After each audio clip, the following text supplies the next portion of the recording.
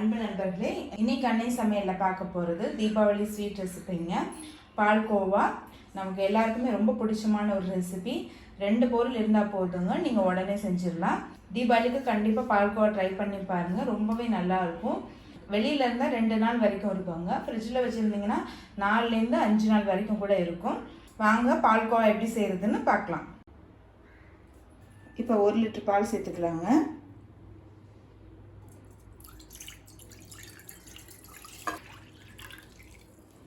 பால்கோவா செய்கிறதுக்கு நல்ல அடிகனமான ஒரு பாத்திரத்தை எடுத்துக்கோங்க.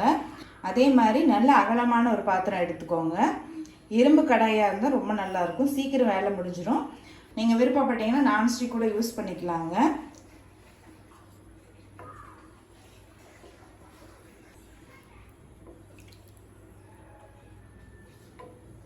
நல்லா ஹை ஃப்ளேம்லேயே வச்சுக்கோங்க, அப்போ சீக்கிரம் ஆகிடும் நமக்கு. அகலமான கடாயை யூஸ் பண்ணிங்கன்னா சீக்கிரம் சுண்டுறதுக்கு ஈஸியாக இருக்கும். பால் அளவு பார்த்தீங்கன்னா கடாயிலேருந்து பாதி இருக்கிற மாதிரி பார்த்துக்கோங்க. ரொம்ப இருந்ததுன்னா பொங்கி வலிஞ்சிக்கிட்டே இருக்கும். பாருங்கள், பால் பொங்க ஆரம்பிக்குது. அடி பிடிக்காமல் இருக்க கலரை விட்டுக்கிட்டே இருங்க.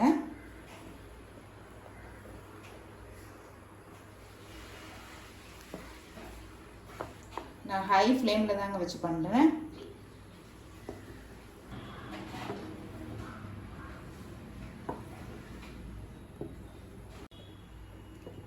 இப்போ பாருங்கள் 15 நிமிஷம் ஆயிடுச்சுங்க. பால் பாருங்கள் பாதி சுண்டிடுச்சு. அடி பிடிக்காமல் இருக்குது, கிளறிக்கிட்டே இருந்தேன். இரும்பு கடாயை நீங்கள் யூஸ் பண்ணிங்கன்னா சீக்கிரம் நமக்கு சுண்டிடும். இந்த ஓரத்துலலாம் வரதில்ல, சரி பண்ணிக்கிட்டே இருங்க. மற்ற கடாயை விட இரும்பு கடாயில் பால் பொங்காதுங்க, அதுதான் அதோட ப்ளஸ்ஸு.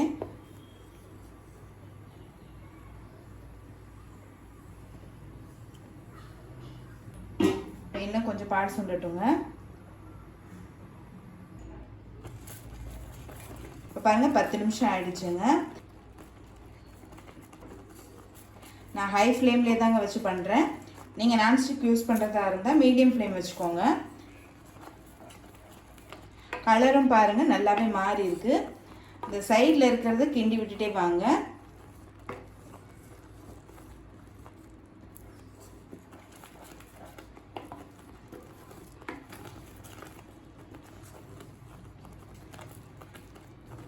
நீங்கள் ஃபஸ்ட் டைம் செய்யும் போது 1/2 லிட்டர் பால்லேயே செய்யலாங்க, அப்போ ஈஸியாக இருக்கும். 1 லிட்டர் பால்னால் கொஞ்சம் நேரம் ஆகும். இப்போ பாருங்கள் நல்லா திக்காகிக்கிட்டே வருது.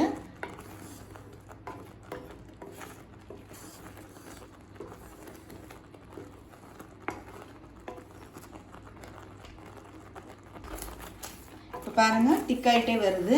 இப்போ இந்த ஸ்டேஜில் பார்த்தீங்கன்னா சர்க்கரை நம்ம சேர்த்துக்கணும். இப்போ 1/4 கப் சர்க்கரை சேர்த்துக்கலாங்க.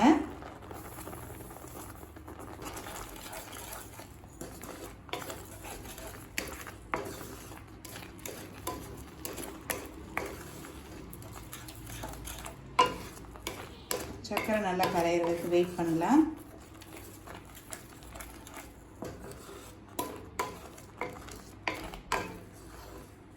கலர் பார்த்தீங்கன்னா நல்லா மாறி இருக்கு.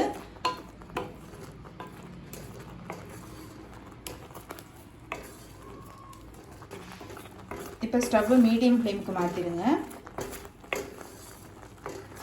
பாருங்கள் நல்லா திக்காகிட்டே வருது. இன்னும் கொஞ்சம் திக்காகணும்.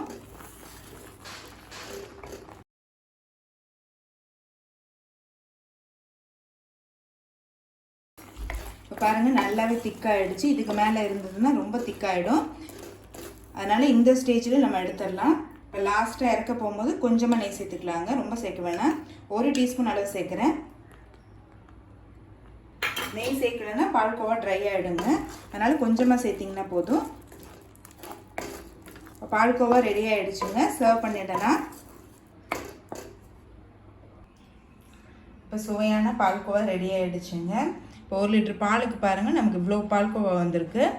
பாலும் சர்க்கரையும் மட்டும் இருந்தால் போதுங்க, பால்கோவா ரெடி ஆகிடும். இப்போ பால்கோவா ட்ரை பண்ணி பாருங்கள், கண்டிப்பாக உங்களுக்கே பிடிக்கும். ரெசிபி பிடிச்சிருந்ததுன்னா வீடியோவை லைக் பண்ணுங்கள், கமெண்ட் பண்ணுங்கள், ஷேர் பண்ணுங்கள். இது வரைக்கும் அன்னை சமையல் சேனலை சப்ஸ்கிரைப் பண்ணலைன்னா சப்ஸ்கிரைப் பண்ணுங்கள். தேங்க்யூ.